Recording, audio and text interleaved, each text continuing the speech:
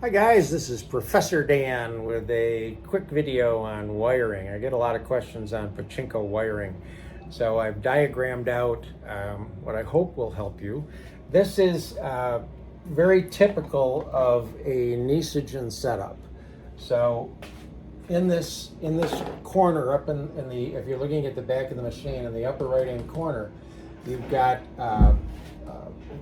this is, I just call it a power supply, but actually what you would have is you would have your real power coming in here and here. All right, so I use a 12 volt DC for the power. There's also a fuse in here typically on a Nisogen, but that portion of it you don't have to worry about. So, well, actually, I'll show you what happens. So with a DC circuit, you don't have to worry about plus and minus. So we'll just use this as power and return. Actually, I got it drawn wrong. It doesn't matter.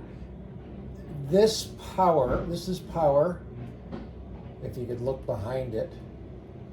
And this is power like this. So these two are tied to this end of the fuse. So the actual power from the voltage, the DC transformer, comes in and goes to this side of the fuse, goes across the fuse, and then it ties into these two lines, okay? So that's power. This green line is return, and it's just a direct line right up to the return. So again, if you want to think of it as positive and negative, that's okay, but it doesn't matter, positive or negative. The only thing that matters with positive and negative is if you're going to use neon lighting or something like that.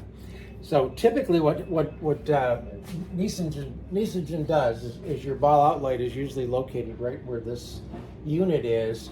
So they're very short wires. So there's a wire that comes out of this block and goes to the socket. And then there's another wire that goes out as part of the harness.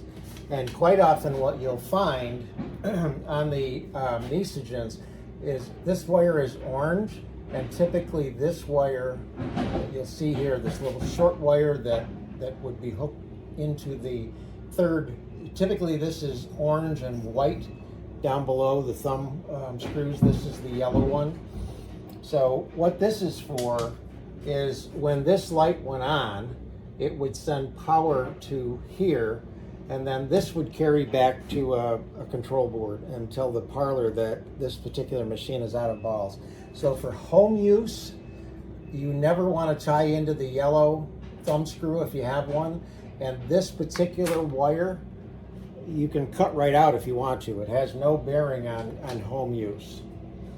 So power goes in one side of the ball out light, comes out of the ball out light, and goes to the switch. Now sometimes it's a micro switch, sometimes it's a leaf switch. It comes out of the leaf switch and then goes down to what's called a bus bar. I'll show you a bus bar. This is a bus bar right here. So this is the piece that sits right in here, and the wiring comes in, gets soldered to the upper tab of the bus bar, and then it comes, another wire comes out of the bus bar and comes back to here. So if you follow this line in and out of the light bulb, in and out of the switch, through the bus bar and back, that's just a big circle. That's all a DC circuit is a big circle. So you should be able to follow that. Typically these wires are white on a Nisogen. They use the return wires as white. You also will have another orange wire coming out of this that goes down to your jackpot switch. It goes down to the jackpot switch, comes out of the jackpot switch, ties into the bus bar, comes out and goes into the jackpot light and back into this common line, which brings it back. So again, it's just a big circle. That's all it is. It's a big circle. So Orange is usually power, white is usually the return, and again, this yellow wire just is not, you don't even have to worry about it. So I hope that clears up a little bit of the wiring. I'm actually in the process of building a harness now for a machine that didn't have one. So once I get it all wired up, I'll add, either make another video or add on to this one. Okay, so here's step one of what I'm wiring for a machine. Up here is, this is actually off a Model A, but they're basically the same.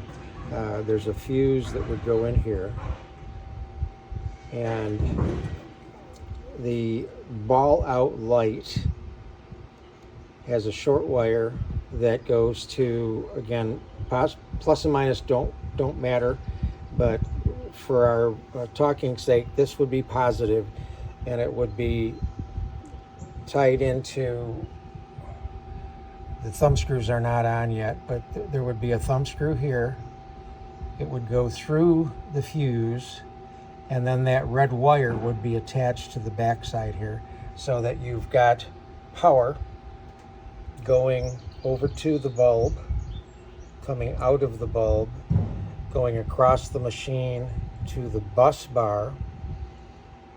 It then goes from the bus bar over to the switch, and from the, come on, focus, the bus bar, or the switch back to the bus bar, and then this curled wire would go back to this terminal, this terminal here. All right, so you can see that I've got my 12 volt hooked to power and return. So again, it's just a big circle. And if you watch, when I close the leaf switch, the light goes on. Okay, so that's the wiring for your ball out light. I've got the second portion of this done. This particular one is going to have the double bulbs in here. So again, it's just in, over, and back. It just makes a circle. So this, let's see, where am I here? Okay, so this is going to bring the power down to the switch. The switch is going to go to the bulbs, and the bulbs go back to the neutral. So I've got it powered up, so when we close the leaf switch, the bulbs come on. Now I'm going to show you how there's this wire is going to be common once it's on the machine. And I'll show you that as soon as I get it on the machine.